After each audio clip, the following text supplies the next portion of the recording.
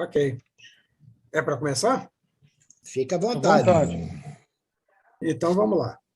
Então, pessoal, pegando mais um tópico, né, da história postal brasileira, eu hoje vou fazer assim breves comentários, eu espero que sejam breves, né? Acaba que eu falo que é breve, nunca é breve, sobre uma questão muito específica, que é, no caso, a pré-filatelia na província do Rio de Janeiro.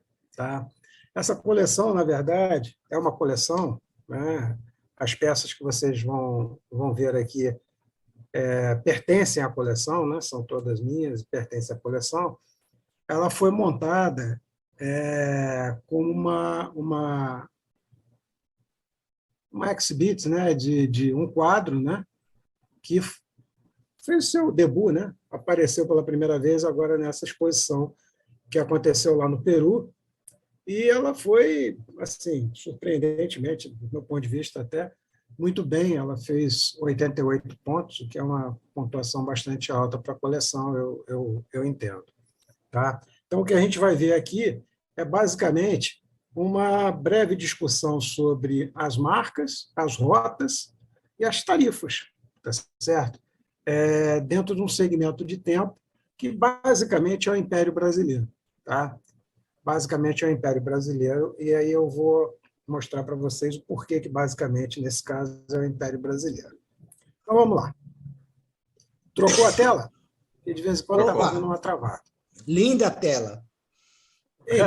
Então, vamos começar, né? Hoje é dia 8 de março, né? Dia Internacional da Mulher. Eu não sei se tem alguma mulher assistindo a gente, mas eventualmente vai assistir depois. Fica aqui a minha homenagem, que eu sei que é a nossa homenagem, à mulher filatelista, e eu considero a mulher filatelista não só aquela que coleciona, mas aquela que nos atura também, né? Que é preciso ter aí uma paciência de Jó, eventualmente, com as nossas manias, nossos gostos, o tempo que a gente despende nisso. Então, fica aqui um registro, né? Um registro para esse dia, para o Dia Internacional da Mulher, lembrando, né, que o primeiro selo, evidentemente, tem o quê? O perfil de uma mulher. E o selo mais importante na atualidade, que fez, inclusive, uma coleção de 96 pontos em Londres, também é uma mulher. Está aqui o Maquinha, aqui, só para agradar o meu amigo Miguel. Então, Perfeito, perfeito. Então, pessoal, a província do Rio de Janeiro, evidentemente, ela tem uma importância, né, uma relevância muito grande na filatelia brasileira, principalmente nessa fase inicial da filatelia brasileira. Obviamente, isso se dá pelo fato de que a corte, né, estava instalada na cidade do Rio de Janeiro. Então, a influência, né, que a corte tinha sobre as cidades ao redor era bastante grande, o que provocava, evidentemente, uma circulação de correspondência um pouco maior do que aquelas que nós conseguimos observar em outras províncias. E a mesma coisa se dá na vinda de correspondência em direção à corte. Então, na verdade, estudar a província do Rio de Janeiro, o serviço postal da província do Rio de Janeiro, de certa forma, baliza o funcionamento do correio brasileiro durante esse tempo. Tá? Então, a ideia aqui é a gente conversar um pouco sobre as rotas, né? Haviam rotas marítimas, haviam rotas terrestres, haviam rotas mistas, as marcas postais referentes a essa província, e aí a gente vai ver que, na verdade, são marcas bastante difíceis, na verdade, não são marcas simples de se obter, e, com base nisso, a gente vai recuperando um pouco da história postal brasileira. Tá? Essas marcas pré-filatélicas, aquelas que são conhecidas, né, até os dias de hoje, elas, com exceção de 3 ou 4 marcas, que aí você tem uma quantidade bastante expressiva delas, todas elas são marcas muito escassas. E, quando eu falo muito escassas, eu estou falando de marcas que você ou conhece uma só, ou conhece 2, ou conhece talvez menos que 5, 6. Tá? Então, com exceção de umas 3 ou 4 marcas que realmente aparecem com mais frequência, as demais são marcas relativamente difíceis de serem obtidas, e principalmente com qualidade, né? Com qualidade expositiva. Tá? Portanto, né, sem querer puxar a sardinha para a coleção, mas você reunir essas marcas numa coleção e dar um ordenamento, né, compreensível para essa história, não é uma tarefa de todo simples. Tá? Ela é, basicamente, né, a pré-filatelia brasileira está muito bem representada, eu diria, na coleção,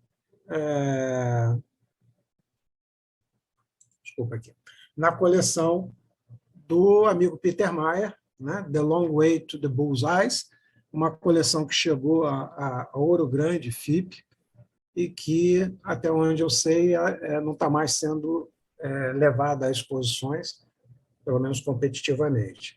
Essa coleção do Peter, né, ela reúne peças fantásticas da pré-filatelia brasileira, muitas marcas únicas presentes na coleção, né, e, na maior parte das vezes, o material é bastante bem escolhido. Portanto, eu acho que é a grande referência da pré-filatelia brasileira em todos os tempos. Tá? Isso que eu vou apresentar, na verdade, é um estudo específico, né, da área da província do Rio de Janeiro. Né? Evidentemente que a gente vai ver cartas que estão vindo de fora da província, mas que efetivamente circulam na província e ganham marcas da província, e elas foram, então, reunidas, como eu já falei anteriormente, nessa coleção, tá certo? E que foi exposta lá no Peru, onde teve esses 88 pontos na classe 1-4. Para a gente compreender bem a pré-filatelia brasileira, eu entendo que esses dois catálogos são absolutamente determinantes. Tá?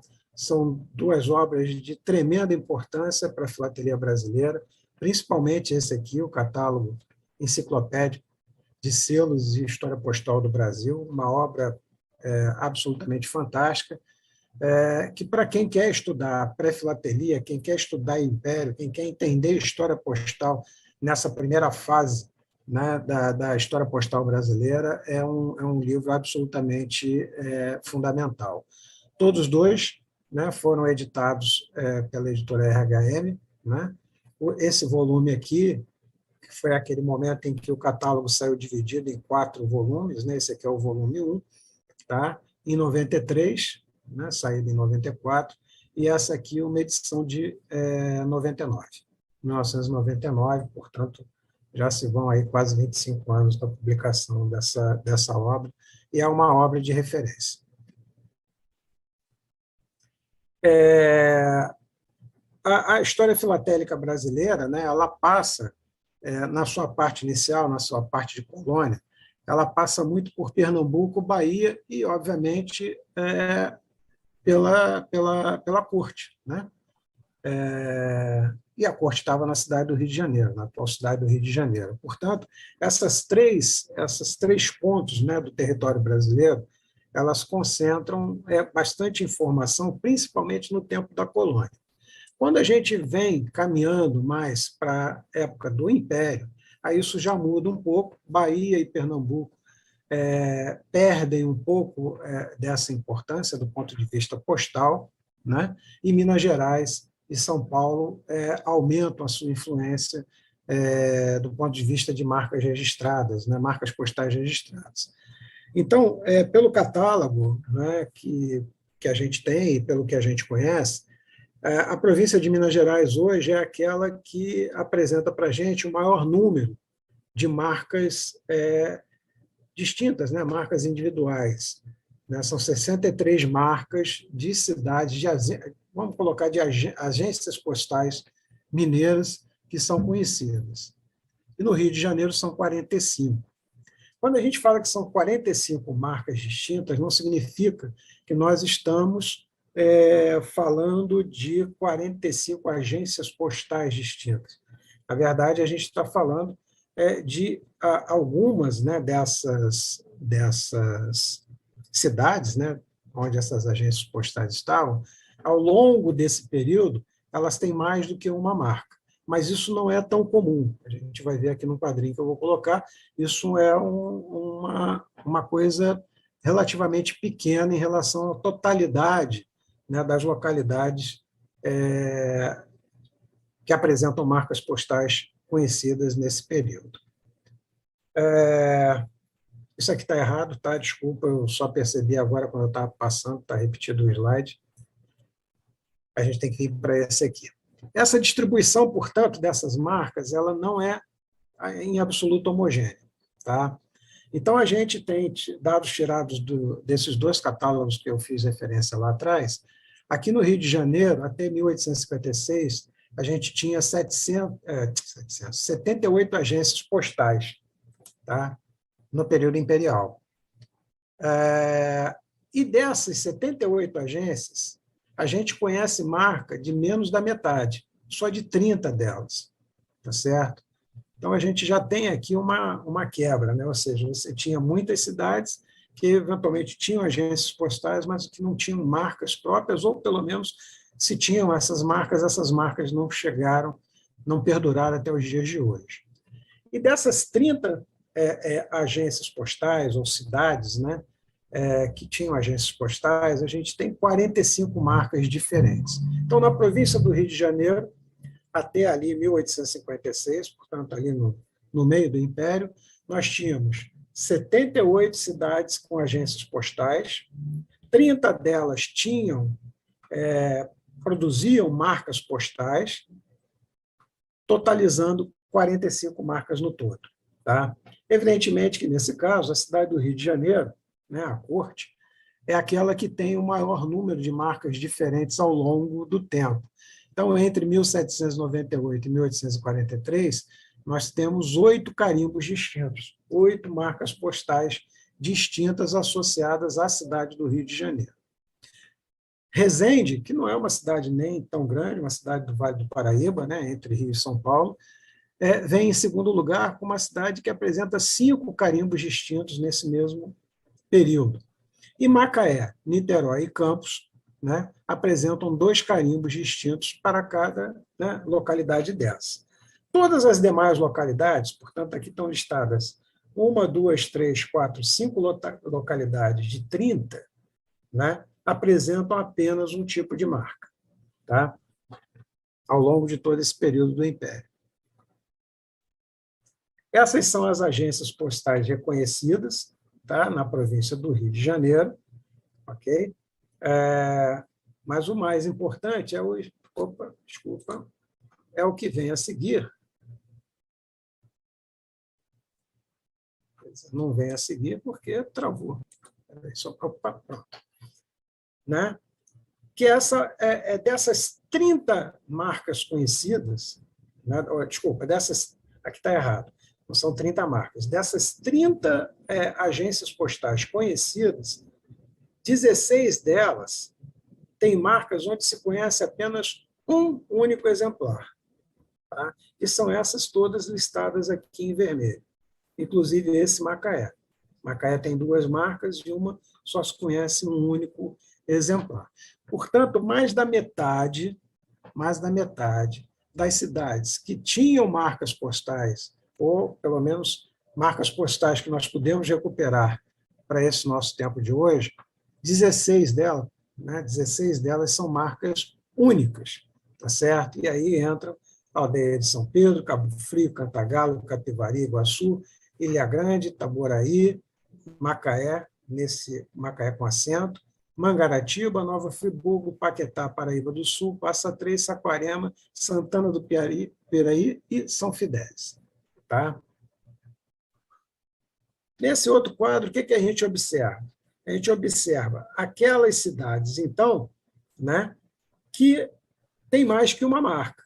Então, em verde, aquelas que têm 2 marcas, Campos, Macaé e Niterói. Em azul, Resende, que tem 5 marcas, e o Rio de Janeiro, que tem 8 marcas.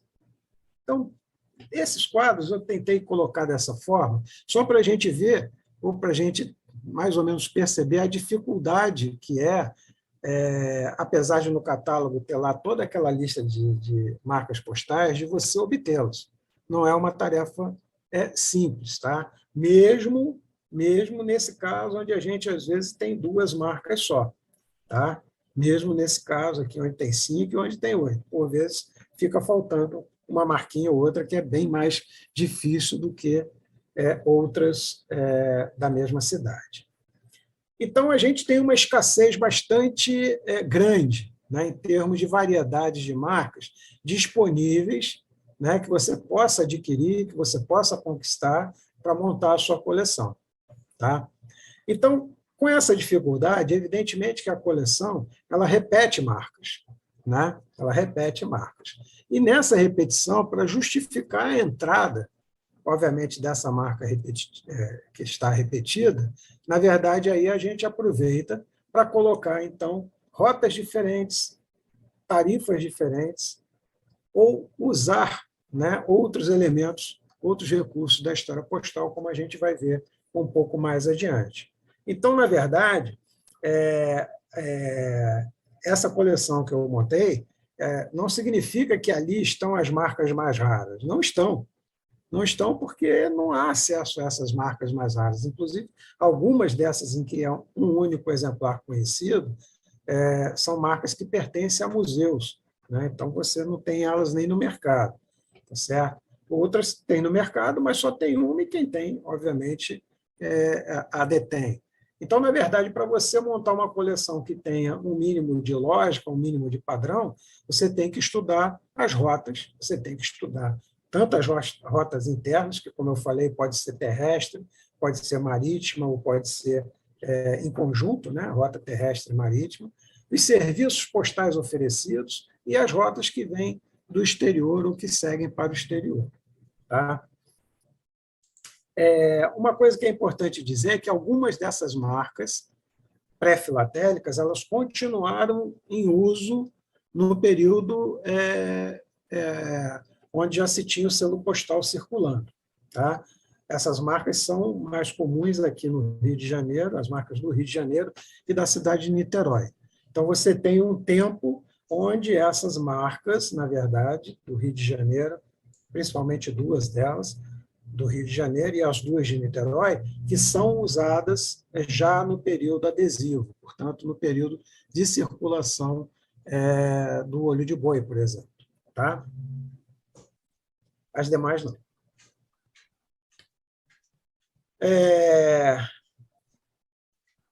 Uma coisa que a gente observa na coleção é que todas as cartas apresentadas, os documentos apresentados, necessariamente passaram pelo serviço postal na província do Rio de Janeiro, mesmo que eles tenha sido remetido para fora, mesmo que ele tenha vindo de fora para a província, mas necessariamente passa pelo serviço postal da província do Rio de Janeiro.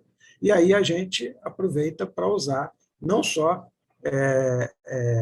envelopes, sobrecartas, documentos postais como autos de fórum, enfim, todo esse material que tenha disponibilidade e que tenha a marca postal que possa ser utilizada. Tá?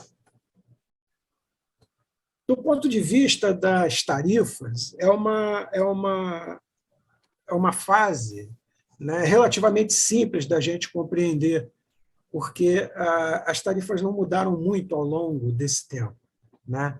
Basicamente, mesmo quando o Brasil deixou de ser colônia e passou a ser uma nação independente, né, o serviço postal manteve o mesmo padrão de funcionamento que tinha na colônia, inclusive com os mesmos custos. Então, não houve uma mudança. A mudança vem só em 1829, né, em 5 de março de 1829, quando, então, Dom Pedro I cria a Administração Geral dos Correios. Tá? Ou seja, nesse momento, então, ele efetivamente quebra o vínculo do Correio brasileiro com o Correio colonial. Tá?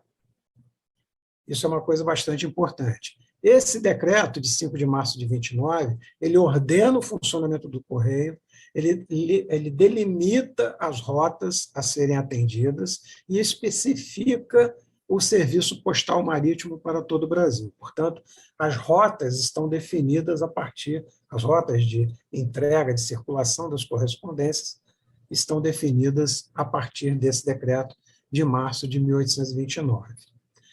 Posteriormente, né, 10 anos depois, outro evento muito importante acontece, que são a criação, né, das agências postais associadas ao Correio Britânico no Brasil. As agências postais britânicas no Brasil foram criadas em 1939 em Pernambuco e no Rio de Janeiro, e depois, posteriormente, em 1851, na Bahia. Essas 3 agências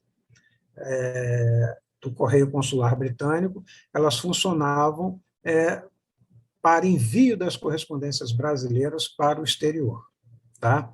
A partir do momento que essas agências foram fechadas, essa correspondência passa a circular por qualquer navio mercante cujo capitão se predispusesse a levar a correspondência para o local, enfim, para o porto para onde ele estava seguindo.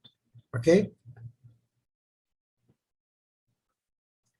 Bom, aí chegamos a 1842, e aí vem Dom Pedro II, né, que, tendo tomado conhecimento, né, da reforma postal acontecida na Inglaterra, ele pede estudos, né, estudos de viabilidade da colocação do mesmo sistema aqui no Brasil. Com base nisso, em 1º de agosto de 1843, nós temos, então, a emissão dos óleos de boi, dando fim ao período pré-filatélico, né?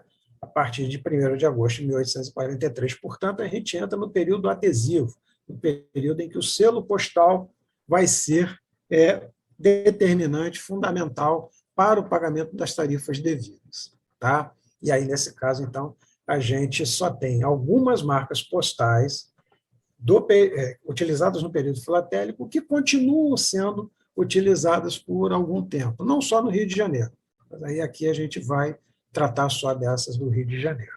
Tá? Uma característica importante dessas marcas é que elas são marcas cursivas, né? No sentido de que o nome da cidade, né, onde a agência postal estava localizada, ela vem normalmente escrito. Por vezes é linear, por vezes tem uma borda retangular, por vezes uma borda circular, mas o nome da cidade está sempre escrito, variando eventualmente o tipo de cercadura, sendo que algumas poucas nem cercaduras têm, é só o nome mesmo especificado.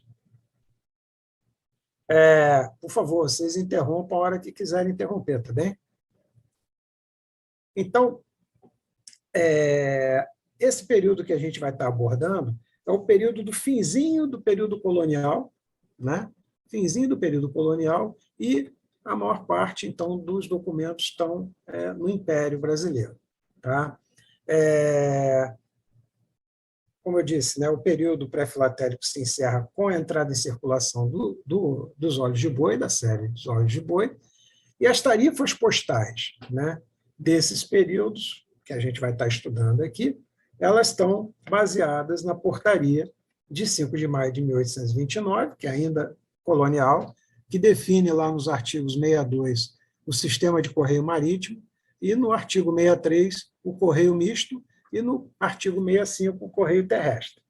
E depois disso, pela portaria 254 de novembro de 42, que aí muda as tarifas, tá certo? E começa a implementar, começa a dar as diretrizes de funcionamento do serviço postal com pagamento previamente feito através do selo postal. Então, aí entrando agora nas peças, né, a gente tem aqui uma carta do período colonial. Eu procurei colocar aqui a classificação, tá, da marca postal referente ao catálogo, né, aqueles 2 catálogos que eu citei lá na frente. Então, aqui é o código do catálogo, né, pré-filatélico, Rio de Janeiro, 34, e aqui o uso, né, atribuído à marca que está sendo discutida. Tá? Essa aqui é uma carta, então, circulada em fevereiro, né, de 1822, portanto, ainda no período colonial. Ela tem um porte de 80, ela paga um porte de R$80, está aqui assinalado por essa seta verde, que era o porte correspondente a cartas, né, que pesavam mais que 4/8 de onça, tá certo? Isso aqui ainda fazendo referência, né, as tarifas coloniais portuguesas que eram aplicadas aqui no Brasil. Essa marca aqui ela tem a característica de ter o N trocado, tá?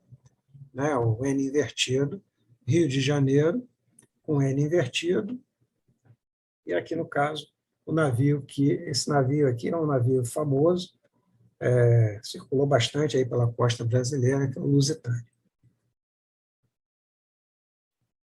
Essa aqui é a mesma marca, só que agora, essa aqui, então, né, ela seguia para Lisboa, portanto, era uma carta saída do Rio de Janeiro e que se dirigia para Lisboa.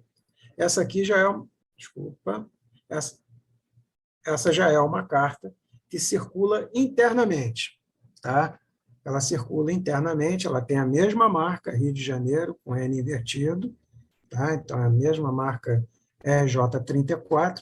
E aqui o interessante dela é que ela tem aqui uma cobrança a mais, né? Ela paga um porte de 40 e, posteriormente, paga um porte de R$80. Por quê? Porque, nesse caso aqui, o porte marítimo era de R$40, mas, possivelmente, essa carta, para ser entregue, ela foi entregue, talvez, no Correio, né, na agência de Correio de Porto Alegre, e essa agência fez a entrega na casa do cidadão. E aí, nesse caso, foi cobrado mais R$40 por esse serviço, totalizando, então, o pagamento de R$80. Lembrando que, em todo esse período, quem pagava a tarifa era quem recebia a carta, né? Não vamos esquecer disso. Quem recebia a carta é que era... quer dizer, em alguns casos aqui, a gente tem o pagamento quando é entregue nas mãos do comandante do navio. Mas, pelo correio, na verdade, as cartas eram pagas por quem as recebia, tá certo? Isso aqui, na verdade, voltando a ela, a gente já está no período imperial, março de 1823, tá legal? Então, é uma marca que vem do período colonial e passa para o período imperial.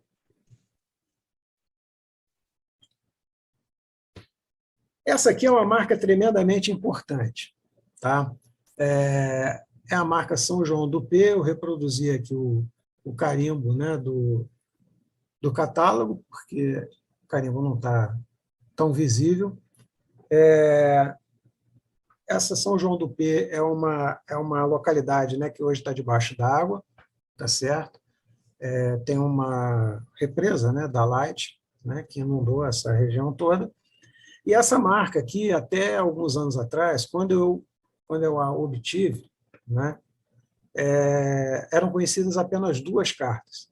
Essa que vocês estão vendo e uma que estava lá com o Peter, né? Depois apareceram, se eu não estou enganado, mais 2 ou 3 cartas, tá? Todas elas de um mesmo arquivo. Então, é óbvio, né, que a condição dessa carta aqui, ela não é 100%, né, ela tem uma mancha muito feia, justamente onde está o carimbo, né? Se o carimbo tivesse aqui, ia ser bem melhor, mas pela importância, né, pela importância da marca, pela raridade da marca, obviamente que a gente não vai deixar de usá-la. Essa carta ela não paga porte, porque é uma carta de serviço público, tá?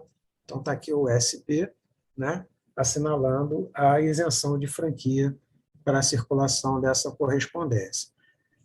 Até onde eu me lembro, eu posso estar enganado, mas das São João do P que eu conheço, são 3 que eu já vi, todas elas eram cartas de serviço público, possivelmente vindas de um mesmo arquivo, tá?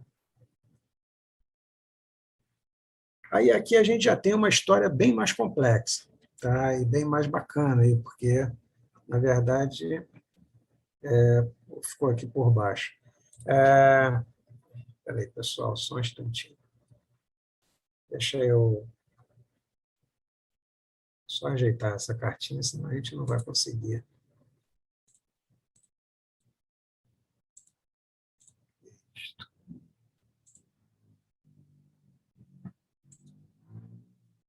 Tá? Essa aqui é uma carta bastante legal, porque é uma carta que vem do exterior, né? E ela não vem para o Brasil. Na verdade, ela vai para o Chile. E ela passa pelo Brasil, ela transita pela província do Rio de Janeiro, que faz dela uma carta, para mim, uma carta sensacional. Então, é uma carta que sai de Vanille, não sei se a pronúncia é essa, na França, né? E ela é endereçada a Valparaíso, no Chile. Tá? Ela sai por Bordeaux, né? Ela sai por Bordeaux, está aqui, ó, por Bordeaux, né? Vem para o Rio de Janeiro, está aqui a marca Rio de Janeiro, que é essa marca com essa cercadura fantasiada, né? Tá certo? Aqui no Rio de Janeiro, ela paga R$ 120 de taxa, né? Tá certo? Porque ela circula pelo território brasileiro, né? Aqui na França, ela já havia pagado aqui uma taxa de 1 cento pela circulação dela dessa cidade até Bordeaux, né? Até o porto de Bordeaux. Ela paga 120 aqui no Brasil, e quando chega no Chile, ela paga mais 4, tá? Quando ela chega lá em Valparaíso. Então, é uma carta que sai, né? Ela sai lá de Vanille, né? Que é perto de Versalhes, é uma localidade perto de Versalhes, segue para Bordeaux, de Bordeaux ela vem para o Rio de Janeiro, e do Rio de Janeiro ela então segue para Valparaíso, que é o destino final dela. Tá? Rubem, pode fazer uma pergunta aí? Oi? Pode fazer uma pergunta? Claro. A dúvida é a seguinte: quando ela chega no Rio de Janeiro e aí paga 120, quem paga para quem?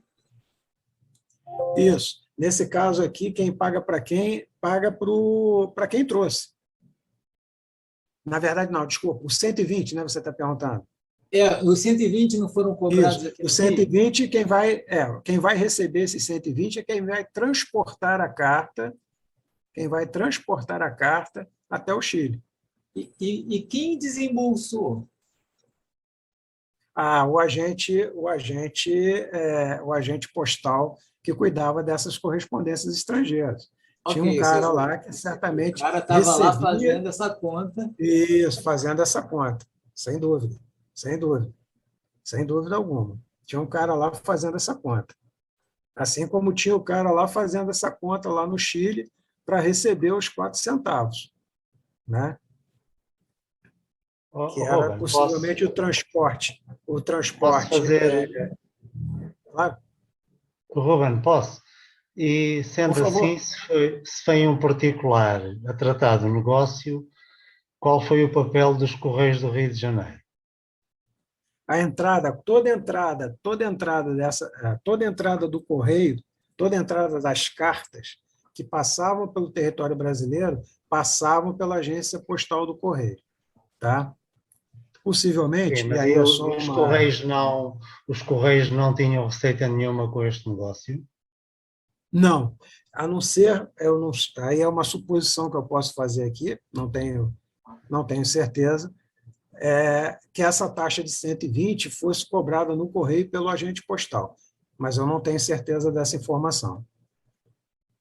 Mas, seguramente, a carta chegando no porto, porque o navio parava no Rio de Janeiro, ele não continuava a viagem para o Chile.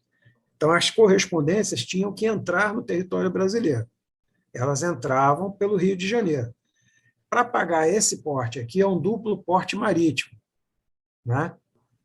Ela foi para outro barco, e esse outro barco, então, levou a correspondência até o Chile. Então, nesse processo, foi o Cássio, né, que estava perguntando, né? Nesse processo, eu entendo que essa taxa de 120 foi cobrada nesse momento. Tá? Agora, se foi pelo agente... Sendo assim, é uma receita dos Correios. Do Correio. Eu acho que sim, acho que pode ser uma receita do Correio. Aqui em Portugal, o que nós tínhamos semelhante a este tipo de processo era que a receita é de facto dos Correios, mas o destinatário tinha um agente encaminhador que tratava dos negócios e que ia pagar aos Correios, mas o dinheiro era verba que era receita dos Correios. Dos Correios, okay. Não é? Eu entendo que sim. Havendo um agente encaminhador, certamente a receita é dos Correios.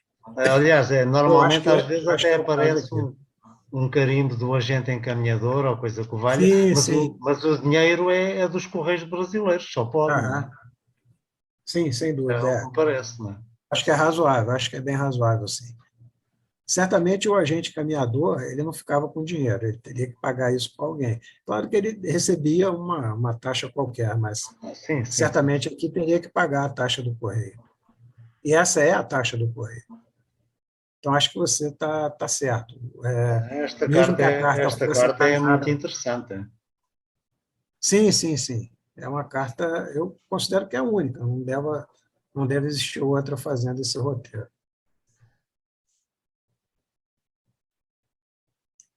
Bom, aí a gente. Não sei por que isso está acontecendo, mas tudo bem, vamos lá. Aí a gente volta, né, para uma correspondência agora circulada dentro do Brasil, pagando o porte de 40. É a mesma marca Rio de Janeiro que está aqui, tá? Só que aqui ela está um pouquinho mais nítida, talvez, né? Ok? E ela é transportada também por barco. Ela paga o porte marítimo, então, entre o Rio de Janeiro e Porto Alegre, de R$ 40.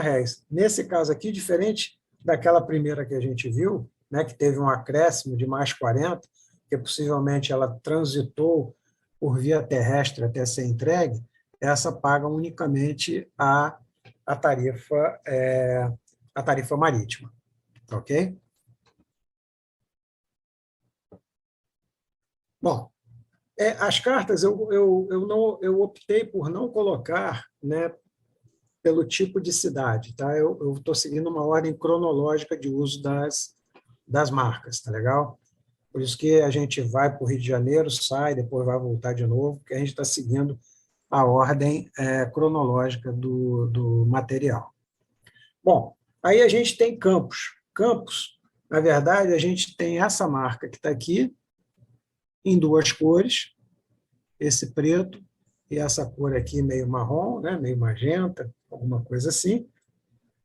Essa aqui é uma marca bem mais difícil de aparecer nessa cor do que essa aqui. Essa aparece com mais frequência, mas são marcas também que não aparecem a todo tempo, né? Elas aparecem, mas com uma certa parcimônia. E o que é legal aqui é que essa rota, né? Essa rota entre Campos e Rio de Janeiro, né? Ela era uma rota que marítima, tá certo?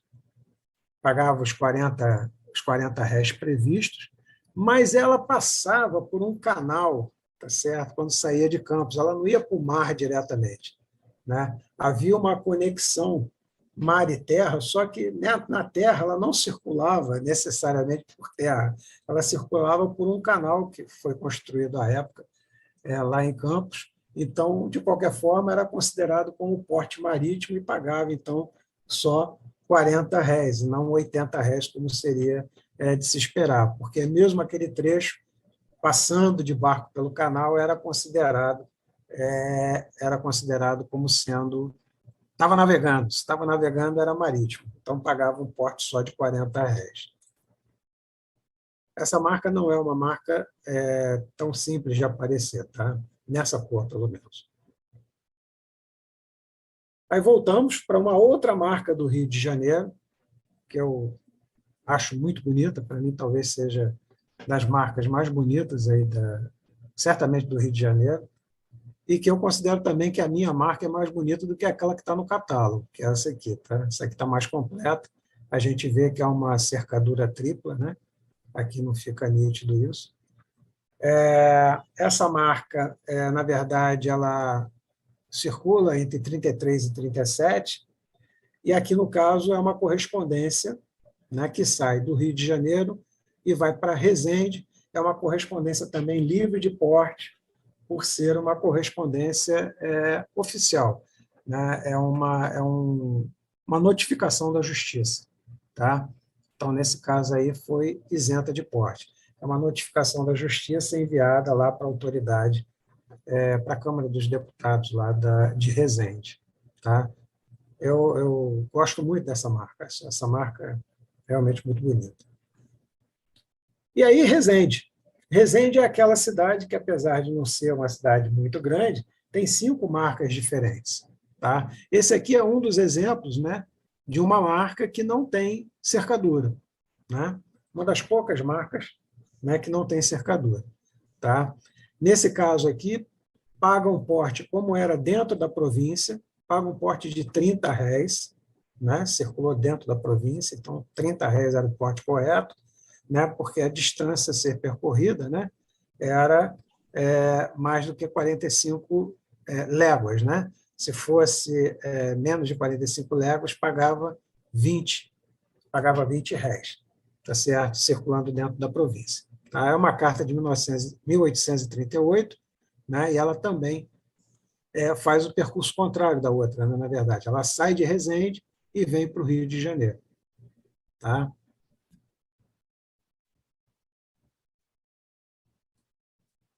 Aqui outra marca de Campos. Essa é uma marca muito, muito, muito, muito complicada. É uma marca bem difícil. Eu reputaria aí que não tem mais do que umas 10, 12 dela. E todas elas, apesar do carimbo ser a reconstituição do carimbo, né, ser tão bonita aqui, né, na verdade, a gente sempre vê essa marca mal batida.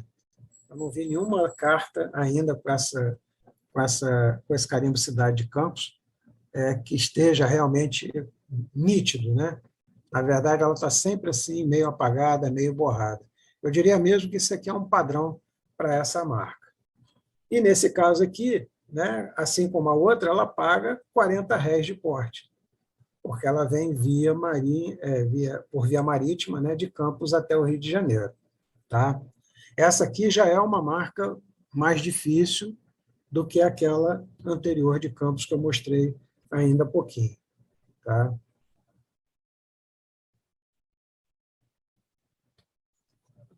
Bom, aqui tem uma marca portuguesa, né?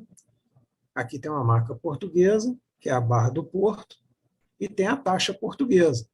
E aqui, no caso, foi acrescido, né, R$20, tá? Foi acrescido R$20 pelo fato de que a carta, né, teve que circular por terra para ser entregue. Então, na verdade, ela paga a taxa marítima de R$160, né, a taxa portuguesa, mas chegando aqui ela é acrescida de R$20 para que a carta possa ser entregue ao destinatário, né, circulando aí por via terrestre. Tá certo? Nesse caso aqui, a gente tem essa marca Rio de Janeiro, e essa aqui talvez seja a marca mais comum, né, dentre as várias marcas da cidade do Rio de Janeiro. Tá? Seria esse redondinho aqui, Rio de Janeiro. Tá? Que seja realmente a marca mais comum de todos esses carimbos, tirando aqueles, né, que vão para o período filatélico, a carimbo consular, e a gente vai ver daqui um pouco, e o redondo, o Correio Geral da Corte, que segue para o período adesivo. Tá? Então, a carta que vem de Oliveira de Azenês, né, lá no norte de Portugal, endereçada aqui a Couto de Esteves, me parece, né? E paga, então, esse porte português combinado com um porte brasileiro de R$180 no total. Aqui o mesmo carimbo, né? A mesma marca postal, né? Esse Rio de Janeiro redondo, só que, no caso aqui, para mostrar, né, valores diferentes de taxas pagas. Aqui, ó, é uma correspondência que vai para Curvelo, em Minas Gerais, certo? Na verdade, ela sai de São Paulo, desculpe. É uma carta que sai de São Paulo, passa no Rio de Janeiro e segue para Curvelo, em Minas Gerais. Tá? E aí paga um total, paga um lote total.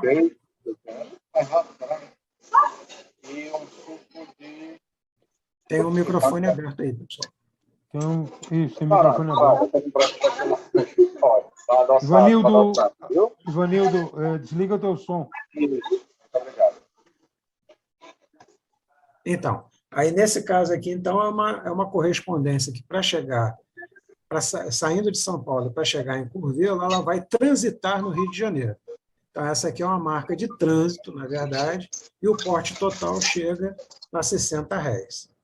Essa aqui já é uma circulação interna à província, né? Porque ela, na verdade, ela sai de Pau Grande, né? Desculpa, ela sai de Pati do Alferes e circula para Pau Grande. Pau Grande fica aqui no pé da serra dos Órgãos, é onde nasceu Garrincha, né? E nesse caso aqui, então, ela está pagando R$40 porque é via terrestre, né? Mas transportada por mais de 50 léguas, ou seja, a distância implica num porte duplo, digamos assim, né? O porte simples seria R$20. Aqui a gente tem uma outra correspondência também vinda de Portugal. Essa aqui eu acho uma carta muito interessante, apesar do estado dela não ser assim, não é tão bom, né? O papel está muito escurecido, mas eu acho que pela relevância, né, da história que a gente pode contar, sempre vale a pena. Então, vamos lá.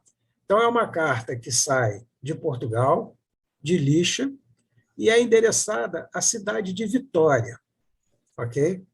Evidentemente que ela não vem de Lixa direto para Vitória. Ela vem de Lixa para o Rio de Janeiro, né? Por via marítima, evidentemente. Tá lá a taxa de 120, que vai ser cortada e acrescida de 60, porque, para ela chegar em Vitória, essa carta sobe de volta para a Bahia, por via marítima, né? Ou seja, ela chega no Rio de Janeiro, aqui no Rio de Janeiro, ela sobe para a Bahia, e da Bahia ela desce para Vitória. Esse é o percurso da carta. Então, a gente tem aqui as indicações disso, né? Lixa, Rio de Janeiro, Bahia, e o endereçamento, né, para onde ela tem que seguir, e aqui está escrito, né? Província do Espírito Santo, cidade de Vitória, pelo Correio da Bahia, né? Ou seja, na verdade, é feita uma anotação já escrita aqui, mostrando qual é digamos assim, a rota postal necessária para que essa carta chegasse no seu destinatário, tá certo? Portanto, ela sai de Portugal, vem ao Rio de Janeiro, sobe para a Bahia, e da Bahia, então, ela desce por via terrestre para Vitória. Não me perguntem por que ela não sobe direto por via terrestre do Rio de Janeiro para Vitória. Eu não sei, talvez não houvesse essa rota, não saberia responder. Mas o fato é que está aqui claramente anotado que ela deve circular pelo Correio da Bahia, né? E com isso ela paga R$40 a mais, tá certo? Por esse serviço, tá? Então, é uma carta que tem uma história postal bastante interessante e que, em função disso, evidentemente, mesmo o estado dela não sendo, né, aquele que a gente gostaria que fosse, ela ganha relevância na coleção.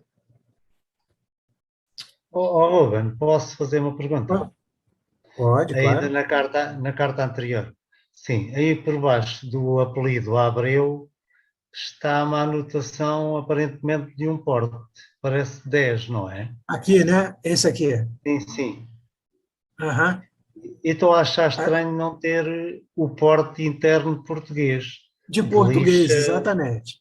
De Lixa Isso até me o chamou a Porto ou atenção. de Lixa até Lisboa, não é? Exatamente. De Lixa até o Porto. Talvez essa marca aqui represente isso, Acácio. Eu não sei.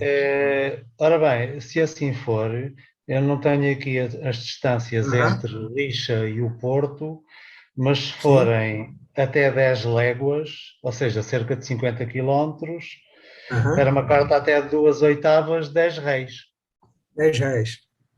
Isso aqui pode ser um 10 Que reais. em princípio terão sido pagos adiantadamente por quem enviou, não é? Sim, claro. Resta-me Verdade. só confirmar se eram de facto até 10 léguas. Se a distância é essa. Exato. Eu acho que isso aqui é sim uma marca portuguesa. Não é 10, teria que ser 20. Não, teria que ser 20. Era o mínimo. Pois, o mínimo era 20 réis, não havia taxas de 10. Certo. Estou a olhar para o regulamento da época.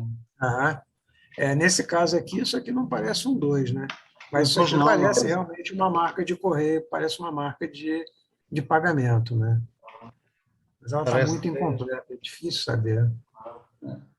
Mas seria muito razoável que tivesse aqui um pagamento entre Lixa e até o porto de onde a carta parte, não há dúvida. Ah, de Lixa no porto dá 28 quilômetros. Até 28 10, quilômetros, sim, até 10 léguas. Seria 20 reis.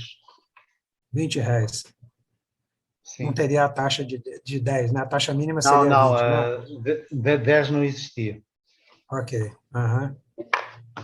Fica aí esse mistério aí. Se conseguiu uma dica aí, porque realmente, na verdade, o que tem é isso aqui. Na verdade, atrás também não tem nada que dê essa dica para a gente em termos do pagamento desse porte português. Eu imagino que isso aqui seja, mas como eu não consigo interpretar exatamente o que é isso, eu acabei não tocando nisso, né? Mas seria muito razoável esse pagamento desse porte.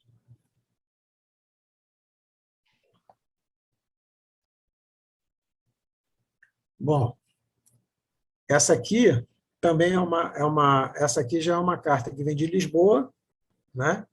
Ela vem de Lisboa para o Rio de Janeiro, mas, na verdade, ela vai para a Vila de Resende, pelo Correio do Rio de Janeiro.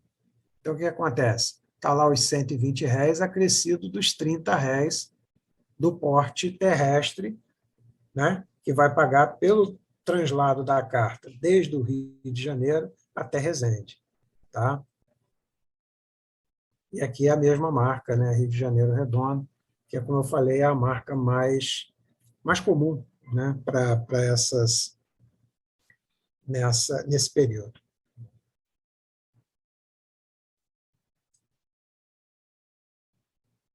Opa.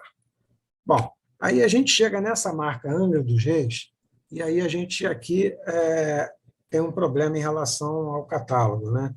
Porque o catálogo lista essa marca só nessa cor aqui, magenta, né, meio avermelhada, e a carta que eu tenho, essa é uma marca muito difícil, e a marca que eu tenho, ela parece ser outra cor, eu não consigo exatamente definir que cor é essa aqui, porque a marca está muito esmaecida, né? A tinta pode ter Parece, não sei oxidado. se... Oi? A tinta pode ter oxidado. Pode ser essa cor aqui com a tinta oxidada, né? Vermelho oxidado, ficou aquela cor ali. Porque ela está muito atenuada, né? E É. essa é uma marca muito difícil, cara, muito difícil mesmo. Então, é um achado ter essa aqui, né? Então, mas, de qualquer forma, a que está listada no catálogo, né, tem essa cor mais firme aqui. Mas, então, vamos lá. Domingos está... Eu acho que é razoável que possa ter tido aí uma oxidação, né? Essa carta não paga porte pelos mesmos motivos já explicados, é uma carta de serviço público, tá? E ela sai de Angra dos Reis para Paraty, né? São localidades relativamente mais ou menos próximas, né? E aqui tem o distrito da comarca de Angra, né? Na verdade, Paraty ainda pertencia a Angra dos Reis, do ponto de vista da sua gerência, né? Da sua gerência legislativa, tá? Essa é uma marca bastante complicada de se achar, não é uma marca que a gente veja a todo momento, não. Tá? Então, ela, assim, mesmo esmaecida, para mim já é um grande ganho. Essa é outra marca extremamente difícil, né? Que é a marca Tacoaí, que, na verdade, é a cidade de Itaguaí, né? Hoje chamada cidade de Itaguaí, mas lá atrás a grafia era Tacoaí. E quando eu tive a possibilidade de adquirir essa peça, na verdade, existia esse carimbo e mais um, né? Existiam só 2 desses carimbos. Hoje parece que são 4 carimbos conhecidos, 3 ou 4, eu tenho dúvida. 3 eu tenho certeza. O 4 eu não vi, então não sei. É uma marca bem difícil, ela, né, não está tão bem batida quanto eu gostaria, mas todas as características, né, que levam para esse carimbo aqui estão aqui. É uma carta que sai, então, dessa área de Itacoaí, vai para o Rio de Janeiro e paga um porte de R$ 20, porque Itaguaí é bem perto aqui do Rio de Janeiro, né? Uma distância aí de, no caso aqui, 45 léguas, dá e sobra para, é bem menos do que isso. Então, paga o porte mínimo, né, que seria, vamos chamar de primeiro porte, né, de R$ 20 por via terrestre. Tá? Então, essa aqui é uma carta muito importante, essa marca é uma marca muito difícil de ser conseguida. E aqui segue uma carta com a marca Paraty, que também não é uma marca fácil, é uma marca bem complicada. Isso aqui é bem interessante porque ela circula internamente a Paraty, né? Ela vai para a Vila de Paraty, desculpa, né? E ela recebe um carimbo que parece um carimbo de chegada e não um carimbo de partida, como seria o mais comum, foi isso que eu queria dizer, né? Porque ela está aqui, ó, encaminhada para a Vila de Paraty e recebe um caminho em Paraty. E aqui está que ela navegou pelo vapor. Então fica a dúvida, né? Se esse Paraty aqui fica a dúvida para mim, assim, né?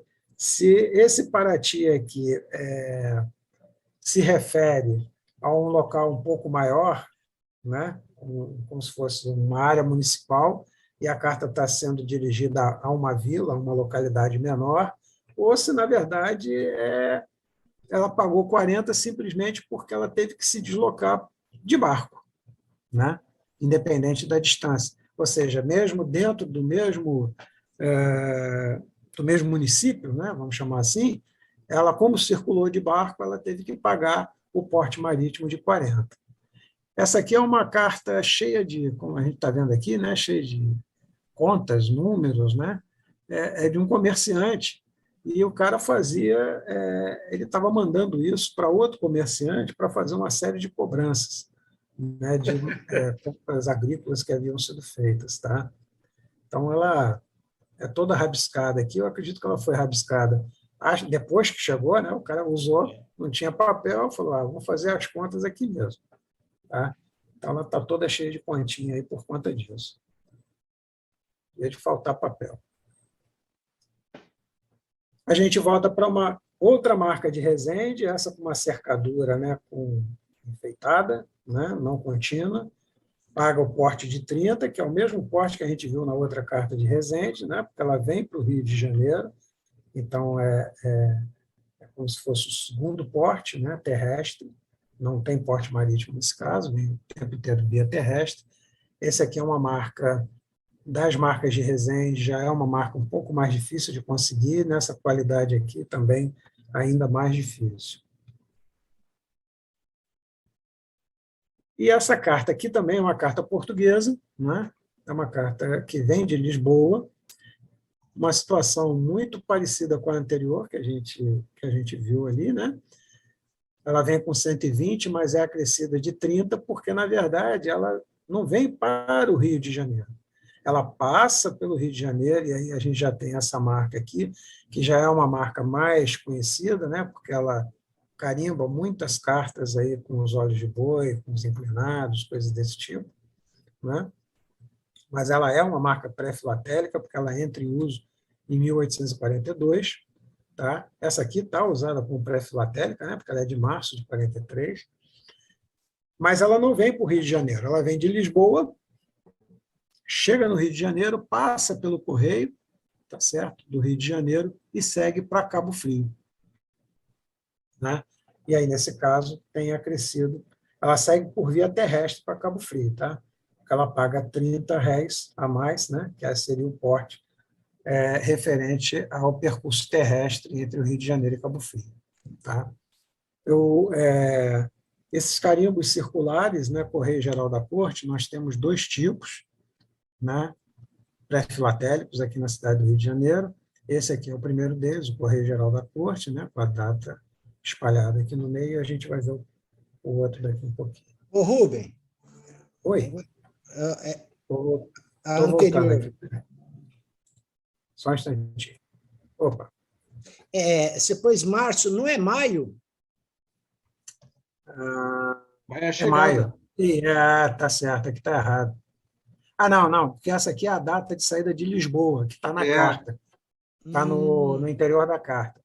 Maio ela chegada. transita em 15 de maio. É. Essa aqui é a data de saída lá de Lisboa. Ah, saída de Lisboa. Ah, tá. É, a saída de Lisboa. Essa aí está no escrito, né? Eu tirei direto do texto. Tá? Mas ela transita no Rio em 15 de maio. Tá? Março, abril. Boa. Ok? Ok. E essa aqui é a outra marca, né? Que é uma marca consular. Né? Ela era usada, né, pela agência postal britânica, né? Localizada aqui no Rio de Janeiro. Né? E, como eu falei lá no início, aqui no Rio de Janeiro, a agência postal britânica começa a funcionar exatamente em 1839. Né? Na verdade, ela é instalada em 33, mas ela só é efetivada mesmo em 39, para uso contínuo de transporte de correspondência. Né? Essa aqui é uma data bem precoce de uso. Né? Eu conheço uma carta com uma data mais antiga, que é uma carta, eu não sei onde está hoje, ela estava na coleção do Paulo Conelli. E o carimbo é diferente, né, na grafia, obviamente, né, da data, né, e a distribuição do Rio de Janeiro também, comparado com esse aqui. Tá? Então, esse aqui vem um Correio Geral da Corte, com a data espalhada no centro, e esse aqui vem simplesmente Rio de Janeiro, com a data sempre assim, né? O mês, o dia e o ano. Tá? Essas marcas, evidentemente, elas são relativamente comuns, né? São muitas as correspondências que circularam pelo correio britânico, né? Pelo correio inglês. Aqui tem uma outra, né? Circulada já em 1840, essa para Edimburgo, e aí cartas, né, que não vão para Londres ou que não vão ali para o sul da Inglaterra, aí já são cartas um pouquinho mais difíceis de aparecer. E aqui, né, eu também chamo a atenção, né, para a diferença, né, na qualidade, né, do papel dessas cartas, né, dos anteriores que eu estava mostrando. Né. Essas cartas eu comprei todas elas num lote que veio da Inglaterra. Então, a gente vê que a preservação do papel, né, é muito melhor. Né? A carta está limpa, a carta não tem mancha. Tem as dobras naturais, evidentemente, mas não tem as manchas, né? Não tem a oxidação, né, do papel que as cartas que ficaram aqui pelo Brasil apresentam. Tá? Essa aqui é a taxa inglesa. Ela está aí contigo agora, não está aí, Rubem? Está aqui no Brasil. Na minha mão. Sim, está aqui no Brasil. Quanto tempo que ela vai ficar assim branquinha? Eu não sei, Jacques, não sei. Não sei quanto tempo ela vai ficar bonitinha, porque é assustador, cara. Eu, por exemplo, a coleção, uma coleção mais antiga que eu tinha aqui, que já não era nem exposta, estava guardada, e há muito tempo eu não mexia nela. No outro dia eu tomei um susto, eu abri ela e as minhas folhas de exposição, por sorte, não chegou nos documentos, mas as folhas de exposição estavam todas manchadas, todas manchadas, sem exceção.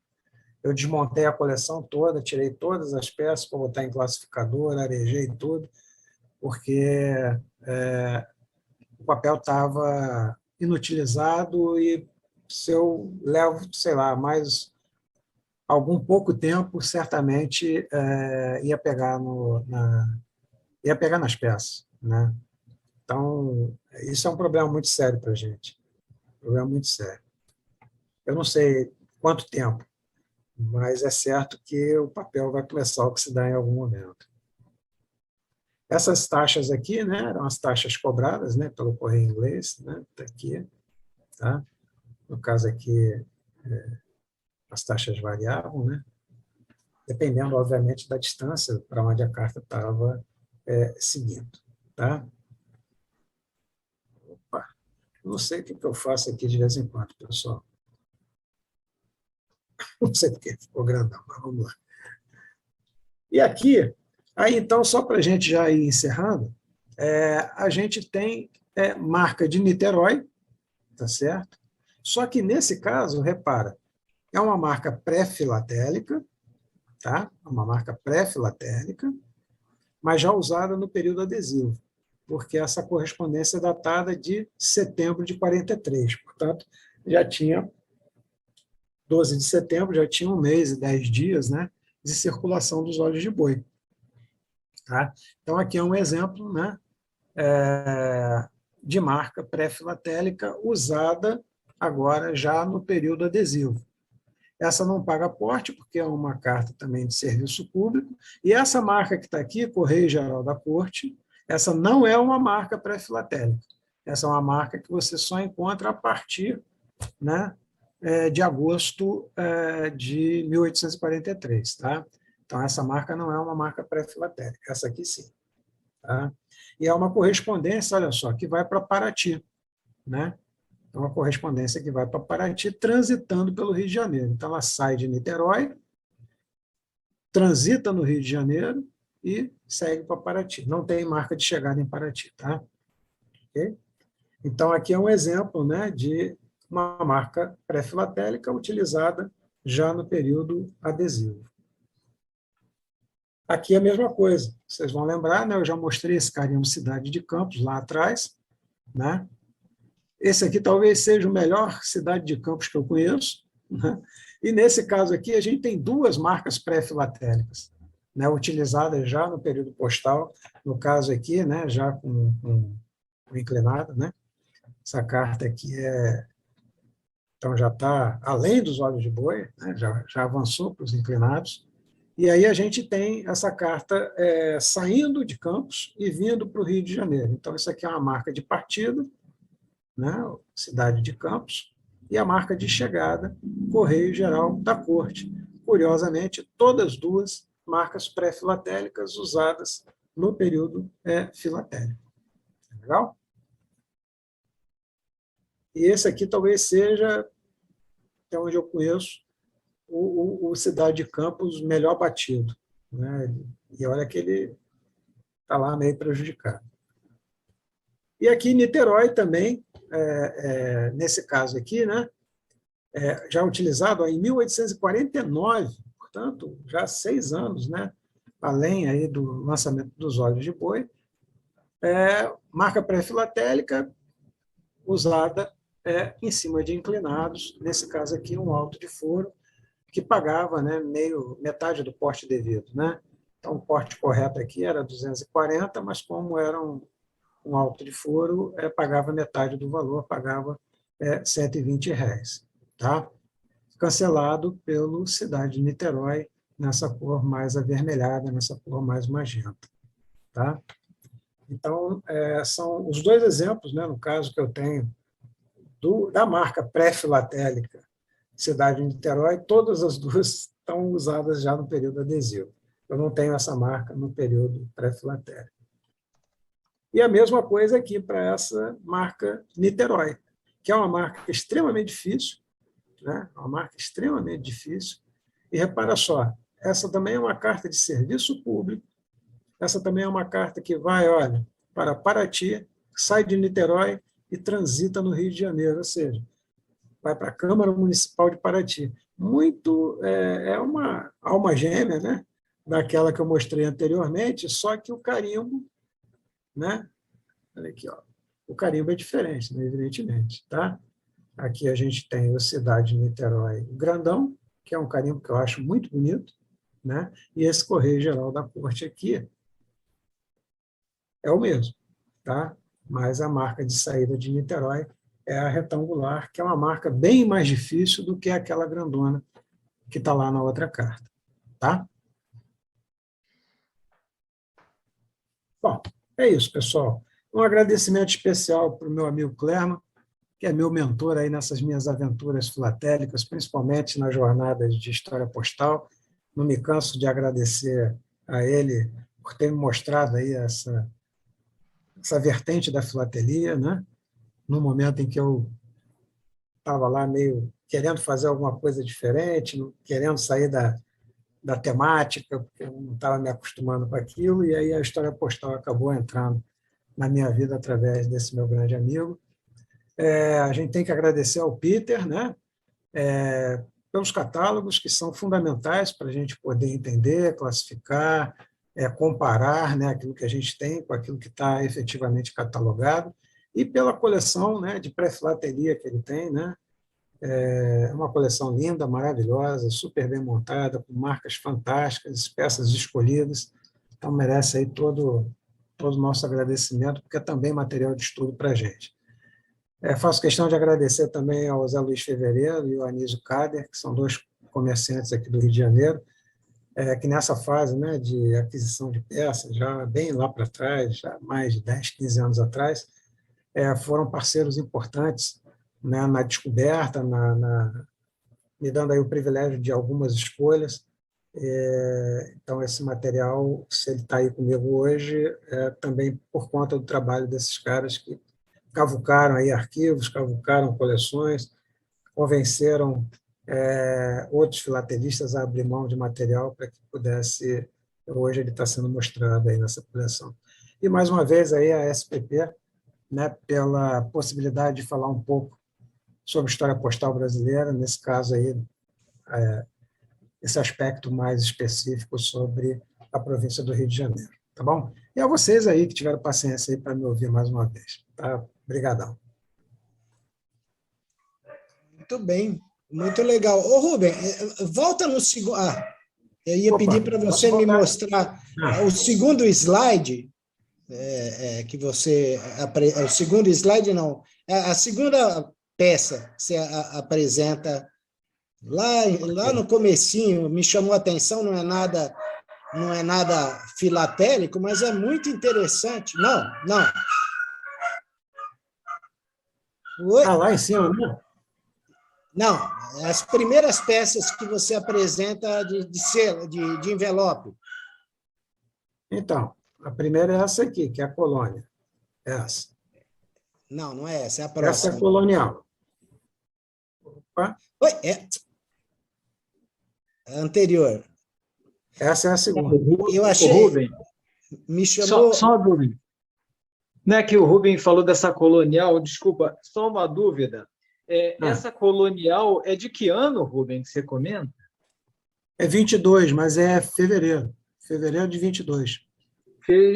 Não, só aí uma sugestão, uma dúvida que eu fiquei. Na verdade, eu acho que seríamos reino, né? A gente foi colônia, reino de Portugal, colônia da Algarve. É verdade. Só isso, meu amigo. Porque você está certo, historicamente está certo, mas a gente sempre chama isso de colônia, é impressionante, mas você está absolutamente certo. Você está absolutamente reino de Portugal.